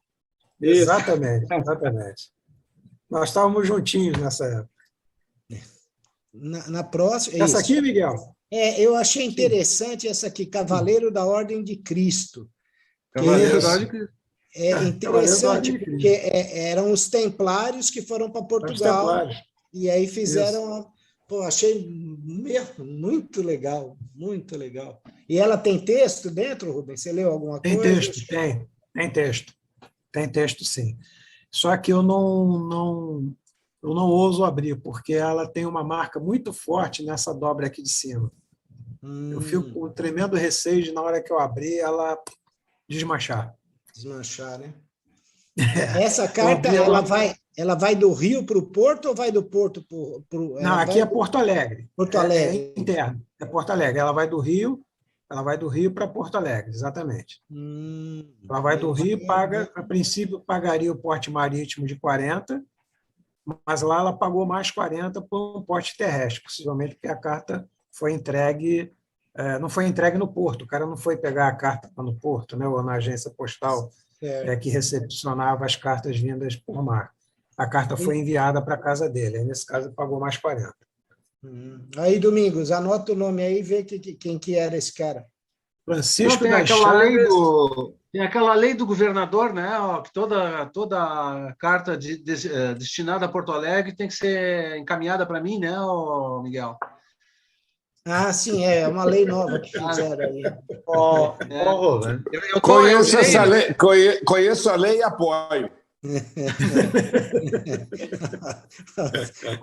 Uma pergunta, Ruben, já havia distribuição domiciliária em 1823 em Porto Alegre? Eu acredito que sim. É a única justificativa para se cobrar esses 40 a mais. Porque senão ela teria que pagar só o não terá marítimo. sido, mas não terá ido o destinatário ao correio levantar a carta? Pois parece muito cedo para... Eu não conheço a legislação aplicada em 23 nessa zona, mas parece muito cedo já haver distribuição porta a porta, não é? Mas não é um correio urbano, diria assim, não. Mas, de repente, o cidadão aqui era um cidadão conhecido e o cara fazia a diligência de levar a carta para ele. Eu não coloquei aqui, mas eu tenho, por exemplo, já durante o funcionamento do correio, eu tenho, por exemplo, cartas aqui que eram correios particulares, na verdade. Na verdade, o cara fazia o endereçamento e, de repente, ele tinha lá um empregado que fazia o transporte da carta dele e distribuía no centro da cidade, aqui no Rio de Janeiro. Se ela veio do Rio, ela entrou em Rio Grande. Ela entrou em Rio Grande. Chegou em Rio Grande. Se ela entrou em Rio Grande... ela veio via Lacustre até Porto Alegre. Aí pode ser que nessa via Lacustre aí... tenha cobrado mais 40. Pode ser também. Pode ser também. Né? Mas, assim, Acácio, havia, não formalmente, mas havia uma certa distribuição de cartas, já nesse... Realmente, na década de 20, talvez, eu não me recordo agora de quando são aquelas cartas, essas duas cartas que eu tenho, mas eu acho que são da década de 30, 40. Mas, enfim, eram cartas que eram distribuídas particularmente. Então, um cara lá que tinha uma certa posição, às vezes comerciantes e tal, o cara escrevia a carta, chamava o empregado e mandava o empregado levar essa carta até o destino. Né? Obviamente, isso não passava pelo correio, por isso não pagava taxa nenhuma. Essas cartas não são taxadas. Mas a analogia que eu estou tentando fazer é no sentido de que, eventualmente, algumas pessoas poderiam ser pessoas mais importantes e poderiam se levar a carta até ela. Mas aí agora o Domingos está colocando uma situação diferente.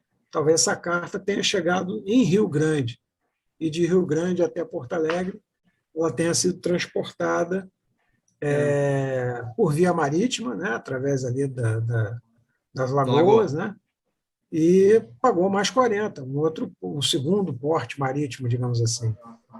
Né? É uma possibilidade. Talvez seja mais isso do que outra coisa.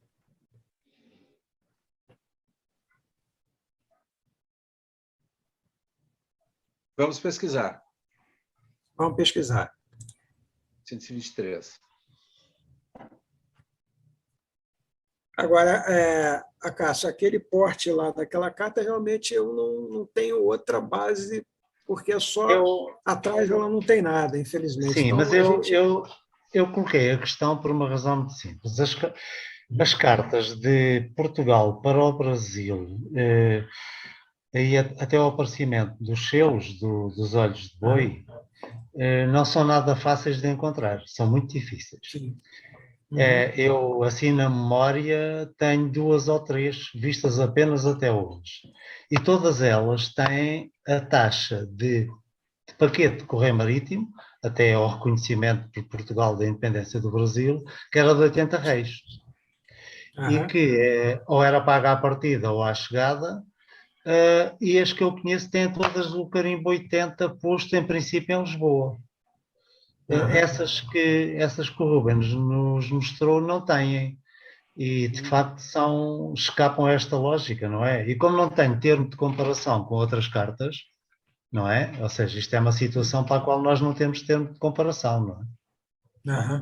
As cartas não aparecem por aí, não é? Pois é, eu conheço 2, tenho aqui à minha frente as imagens dela, não são minhas, e tem a taxa de 80 do aviso, paquete marítimo, de Lisboa para o Brasil. que era 80 réis. Nem sequer era a taxa interna, era a taxa de paquete Isso. marítimo. Essas não têm, nem uma coisa nem outra, não é?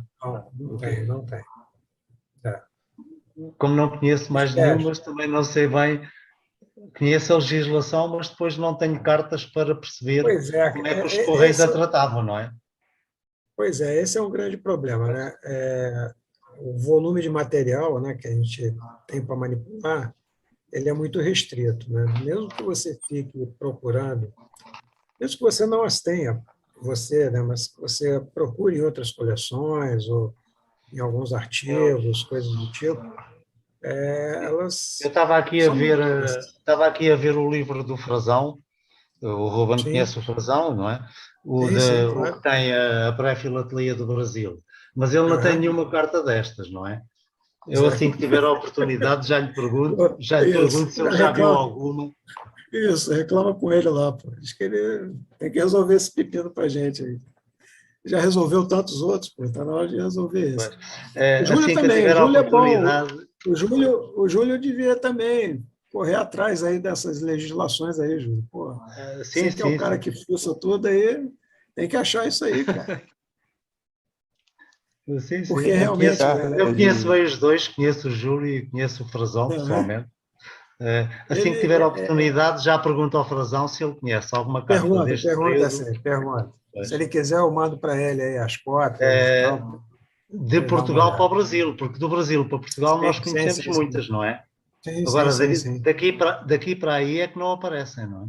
Exatamente, exatamente. eu também tenho umas 3 aqui dessas e são todas com o porte de 80 batido em Lisboa. Sim, Tinha de era, Lisboa. era a Todas taxa elas. do paquete marítimo, não é? Sim. Uhum, uhum. É. Também pode Temos ter aí um. acontecido essas terem ido por um barco, por um navio mercante. Isso, é O que é possível. estranho é terem passado no Correio de Lisboa e ninguém ter cobrado dinheiro, não é? Mas é o que temos na carta, não é? Isso é um fato. É.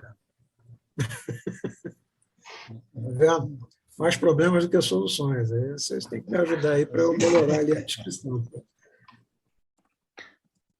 Então o Júlio diz que tem 3 cartas dessas, é? Então já são 2 do Ruben, não é? 3 do Júlio, e eu conheço 2 que não são minhas. Mas as que eu conheço têm todas o 80. Uhum.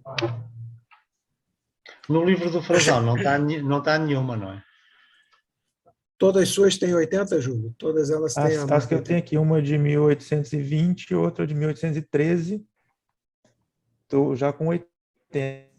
Com 80. Uhum. As que eu tenho são de 1818. As que eu tenho aqui as imagens. E também tenho o 80.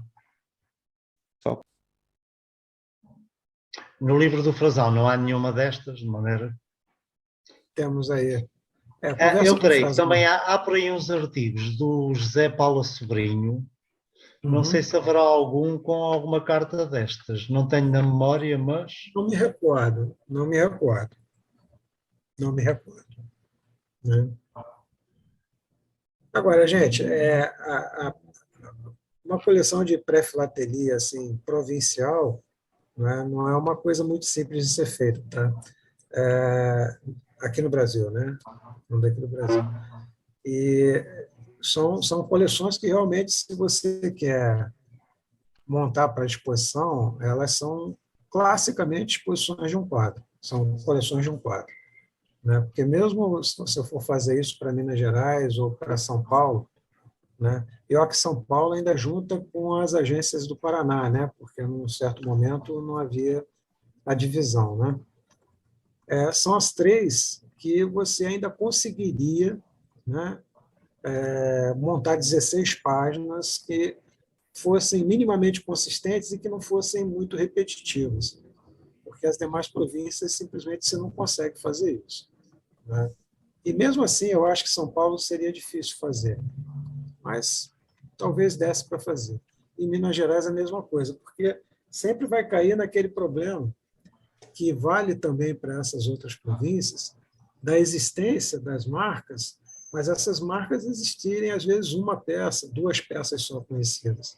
E aí esse material não está não está no mercado, ou quando está no mercado tem um preço, né, muito elevado. Então, você não tem a condição da aquisição do material para efetivamente montar uma coleção expositiva. Essa é uma dificuldade. Né? Essa é uma dificuldade. E aí, se você for muito rigoroso, né? E se você ainda for muito rigoroso na qualidade das peças, aí é que tu não monta mesmo. Né? Aí tu não monta mesmo. Que aí, assim, se a gente vai... o César quer falar lá. Só um instantinho, César. Se você vai para uma questão de Estado, por exemplo, aquela carta lá de São João do P, aquela carta de lixa, elas não deveriam estar ali. Porque o estado delas não é o melhor. Não é? Mas, cara, se elas não estiverem ali, você não tem outras para colocar no lugar. Esse aqui é o fato. Né?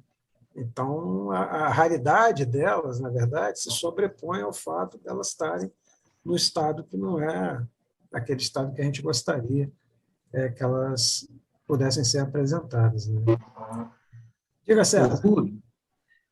Uma dúvida que eu fico agora é sobre também a exposição, né? O que seria válido. Por exemplo, se você não tem a carta pré-filatélica com a determinada marca, sendo de uma determinada raridade, valeria o selo com a marca, um fragmento? Sim. Numa coleção de história postal, sim. Na verdade, eu usava esse artifício na coleção grande, né? Na coleção de história postal da província do Rio de Janeiro, mas aí a coleção de 8 quadros. Eu usava esse artifício porque aqui na província, né, você tem 3 marcas postais, né? Você tem 3 marcas postais que anularam, né? Cancelaram o óleo de boi. Né? E eu não tinha 3 cartas com essas marcas, uma carta com cada uma dessas marcas. Então, nesse caso, o que eu fiz foi abrir essa discussão, abrir o período adesivo, né? Colocando exatamente 3 óleos de boi, né? Até botei a série, era um 30, um 60 e um 90, cada um com uma dessas 3 marcas circulares. Então, é um artifício, sim, que é possível de usar, é perfeitamente cabível, né? Desde que você mostre, né, na verdade, a dificuldade daquelas marcas em relação às cartas, né? A carimbologia faz parte da história postal, então isso não é um problema. Beleza, obrigado. Esse artifício, né, Beleza. na coleção. Fala, Jacques. Eu perguntei isso ao juiz lá em Londres, ao Dan. Perguntei, porque eu também falei, olha, eu tenho peças que são únicas e que não utilizo porque não estariam em excelente qualidade. Ele me disse que isso já mudou. Se são únicas, eles aceitam. Isso. Exatamente. Tá?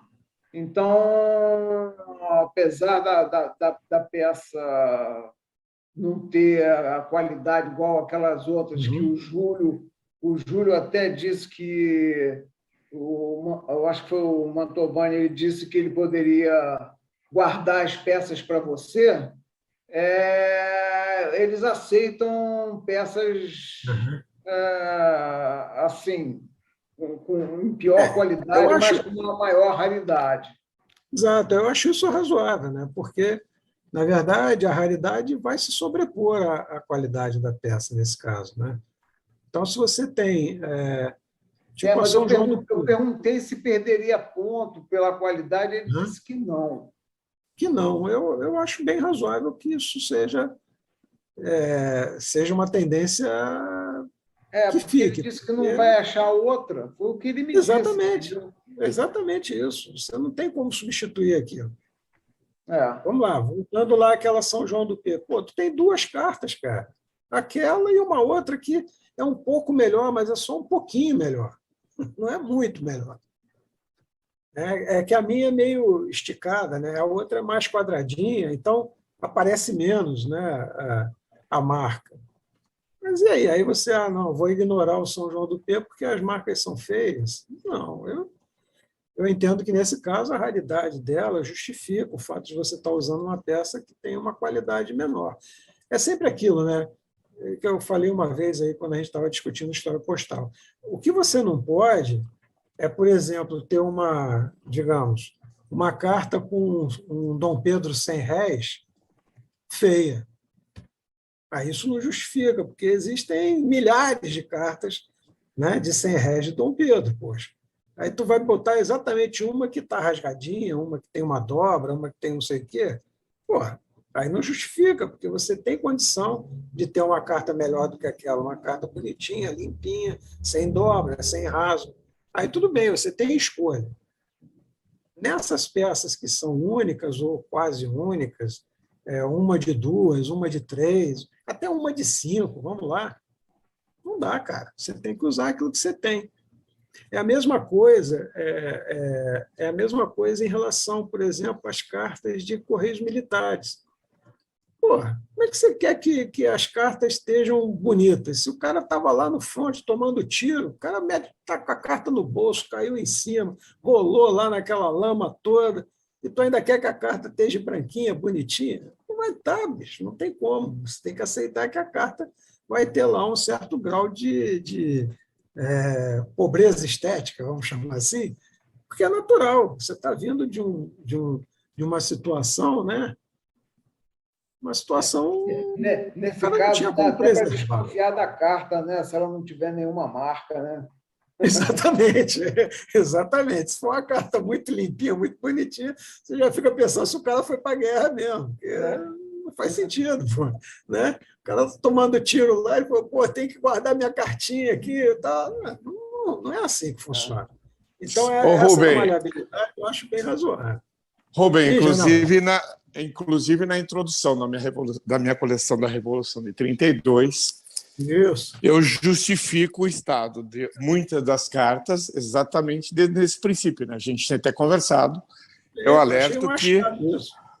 Como é que é? Eu achei um achado isso. Achei ótimo você introduzir essa questão logo para o jurado. Cara, é lá o que tu vai fazer, pô. Afinal de contas, é um correio militar. O cara tá não, exatamente. Porque as cartas muitas são dobradas, que o cara recebe, mete no bolso e vai para a briga. Ele não vai falar, não, peraí, depois alguém vai colecionar isso aqui, deixa eu guardar direitinho. Legal. Assim, concordo plenamente com você. Quanto ao que o Jacques falou aí, os jurados lá em Londres, acho que consideraram bem a condição. Porque a minha, vocês conhecem bem minha coleção, as cartas não são perfeitas, né? Elas têm uma qualidade um pouco judiada aí. E eles deram 9 pontos na condição lá, coisa que eu nunca tinha tirado.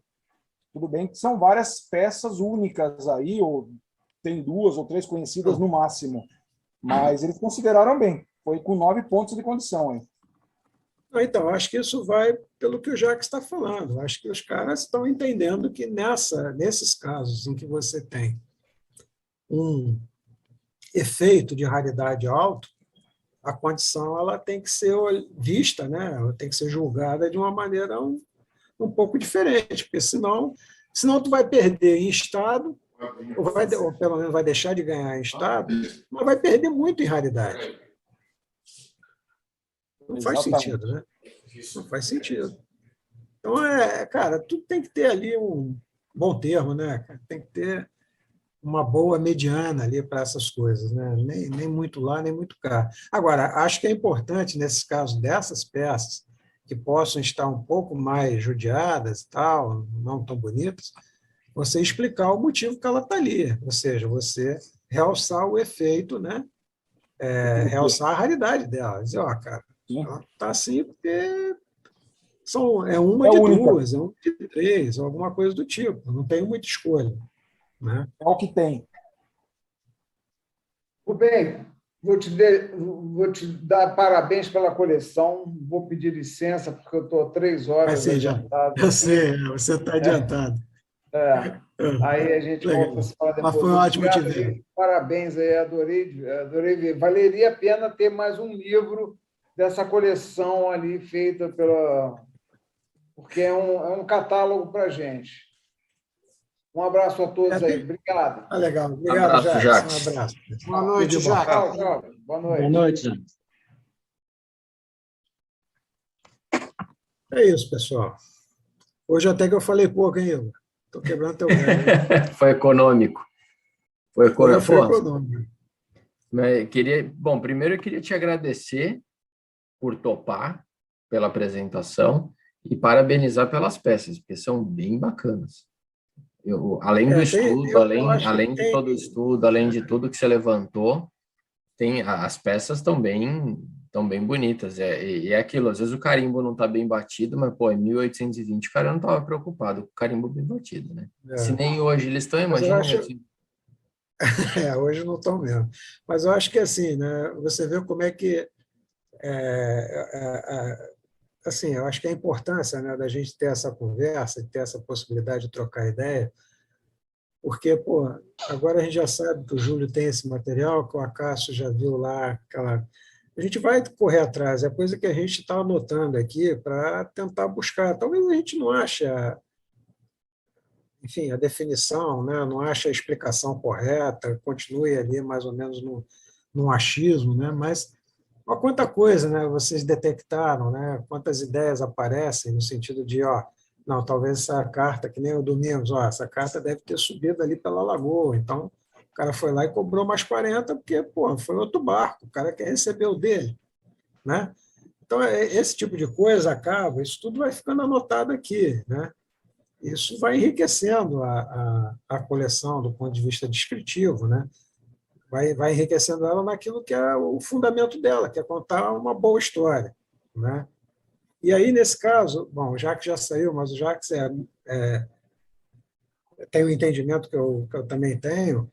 Eu fiz uma sessão de feedback dessa coleção lá, quando ela esteve agora no Peru, né? O Almir foi o comissário, né? Foi uma exposição virtual, é bem verdade, né? Mas eu tive a oportunidade de fazer um feedback com 3 caras, porra, muito bons e muito interessantes, né? Caras preocupados ali de julgar legal, de olhar com não aquele olhar, não, vamos buscar os defeitos, né? Não, é o olhar de, pô, vamos ver o que o cara está apresentando e vamos tentar falar para ele que, ó, isso aqui pode melhorar, isso aqui pode tal. Que foram o Walter Brits, né, que é um uruguaio, o Yamil Curi, né, um norte-americano, né, e escapou, aquele argentino que já deu palestra aqui para a gente. André Schlichter, o Andy. Isso. Cara, eu fiquei com eles quase 1 hora, né, numa sessão assim online, né, os caras esmiuçando folha por folha, e as sugestões estão todas anotadas aqui, eu ainda não tive tempo de mexer, né? Eu queria mexer antes dela ir para o Canadá, mas tem uma coleção de censura que está na frente, que o Igor insiste em levar ela lá para a Suíça, então ela está na frente, ela tem que sair antes. Mas, enfim, mas tem uma série de coisas que eles sugeriram, em termos até mesmo de posicionamento, que eu não mostrei a coleção toda, tá? Tem outras. Eu não mostrei os serviços, por exemplo, né? Eu tenho carta que tem um endereçamento para uma caixa postal não oficial, né? Uma coisa super legal. Tem cartas de serviços de transporte misto, tem essas cartas, né, que o Júlio até conhece, que eu já mandei cópia para ele, né, que aquelas que são de correios particulares, né, não pagam porte, então tem ainda mais coisas, né? E aí uma série de sugestões que eles deram, cara, foram assim, tipo assim, pô, como é que eu não pensei nisso, né, cara?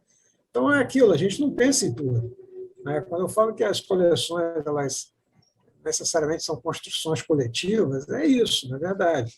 Os caras olham, né?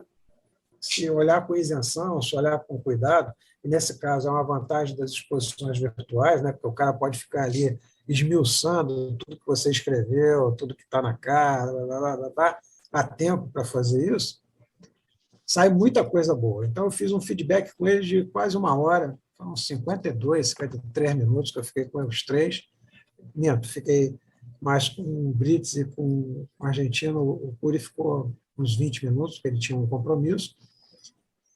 E foram, assim, coisas muito legais, cara, muito legais mesmo, que a gente discutiu, coisas que eles me pediram para explicar, que eles não tinham entendido, coisas que eles sugeriram remontar, né? Ou seja, apresentar a peça de uma forma diferente, algumas descrições que poderiam estar um pouco melhores, enfim, coisas desse tipo.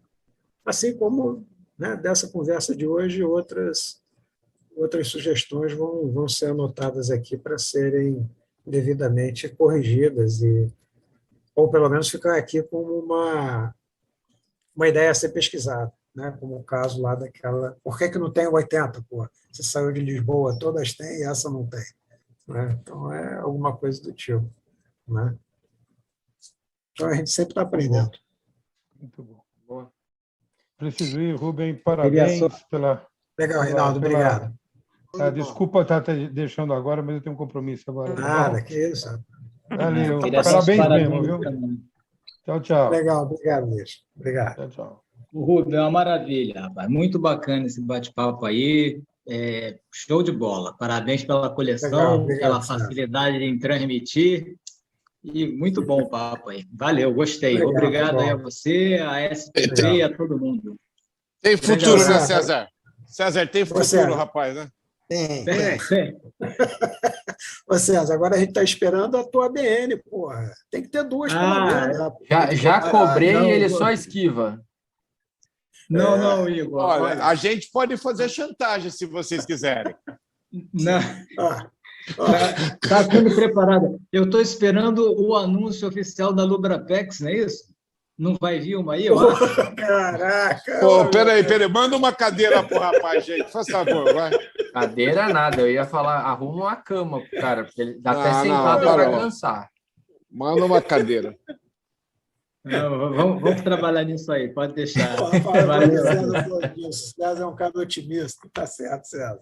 Isso aí. Vamos aguardar. Conheço 3 desses, mas ok, vamos lá. Sentado, mas vamos aguardar. E só para... Domingos queria falar alguma coisa. Domingos? Ele levantou a mãozinha lá numa certa hora. Lá. Hein, Domingos? Não. Foi a reação aqui, ó. Ok. Ele ia perguntar a data da Lubrapex, ficou inibido. Faz sentido. E só para já adiantar e compartilhar, semana que vem a gente tem livre, só bate-papo, e dia 22 de março a gente tem o Reinaldo Macedo conversando com a gente sobre montagem de coleções. Ah, é? Tá vendo? Eu gosto disso. Ah, é? Eu adoro isso. Já avisaram, Reinaldo? Estou avisando agora, 2 semanas de antecedência. Agora, não dá para reclamar. Não, agora, peraí. Então, eu tenho uma sugestão. Já que o tema é esse, a gente pode especificar um pouco mais. É como montar uma coleção temática em 3 dias. Cara, ganhar ouro. 3 dias e cara, montar ouro. Gente, eu vou dizer que eu até agora estou querendo descobrir, mas eu posso explicar uma coisa. 3 dias full, 2 noites sem dormir. Isso. Esse é o primeiro requisito, né? Insanidade mental. Mas valeu o ouro, pô. Pelo menos isso, pô. Olha aí. Não, eu admito que fiquei contente, mas não quero passar essa experiência de novo, não. Tá certo, legal. Aguardemos, então. Miguel, viu, além de homenagear as mulheres, homenageei os seus Marquins lá com a figura da rainha. Foi perfeito. Eu tenho uma verdadeira paixão pelos Marquins. Não vou fazer uma coleção, mas tu sabe que eu vou defender a tua coleção aonde ela estiver. Boa. Miguel, a notícia aqui, desculpa, é triste, mas tem que falar. Fluminense 3-0.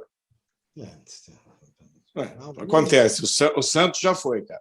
0-0. Fluminense do Piauí? Não, que é isso?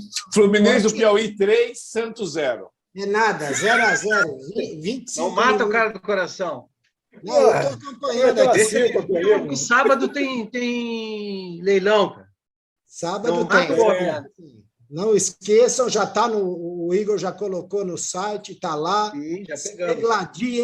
degladiem, porque as peças são muito boas. E contamos com todos lá no sábado. Tá certo. Legal. E no dia 9, Legal, o pessoal. doutor Rogério não abriu a boca, ele ligou a câmera, pôs uma tarja preta e não falou nada. Tá dormindo, rapaz. Não, Tá pô, dormindo. boa noite a todos. Boa noite, doutor. Até amanhã, viu? Já estamos indo. Torcendo aqui pelo seu time, viu, Miguel? Eu imagino. Doutor Rogério, anota na agenda, porque eu sei que o doutor é ocupado, dia 9 de abril, na SPP, lançamento do livro do Centenário. Vai ter lá um coquetel, um breakfast, alguma coisa dessas aí. Depois Legal. vai ter o Cláudio e a sua Se for presença. um breakfast, me avisa, que aí eu pego o avião às 6 horas da manhã aqui, pô, para pegar lá Pode o ficar. café. Eu tenho que conseguir um trago para nós lá. Olha, vamos pelo lado positivo, que não vai ser churrasco do Miguel, gente. Já é alguma coisa, já é alguma coisa. É verdade. Se o negócio é pessoal, nós vai comer bife duro da próxima vez, pode deixar. Já comigo. Ô Macedo, depois só lembra, por favor, de me comentar qual vai ser o tema da palestra daqui 2 semanas, tá? É montagem de coleção, mas fique à vontade. O tema você já falou, eu só preciso inventar agora o que falar. Aqui é o contrário, rapaz. A gente constrói a palestra em função do tema que é colocado. Não, Isso, então eu vou fazer uma sugestão. Ô, Tony, você está no mudo. Isso, fica no mudo, Tony, pelo amor de Deus. Você quer falar, Tony? Você estava no mudo. Tem mais. Acho que ele estava falando com alguém. Ah, então tá. Ô, Macedo, aquela palestra que você tinha, que a gente conversou um tempo atrás, se eu bem me lembro, você fez na SPP, que era como melhorar a descrição das peças, que você ia acrescentando informações a cada slide. Não sei se você lembra no texto. Aquela é bem bacana. Lembro.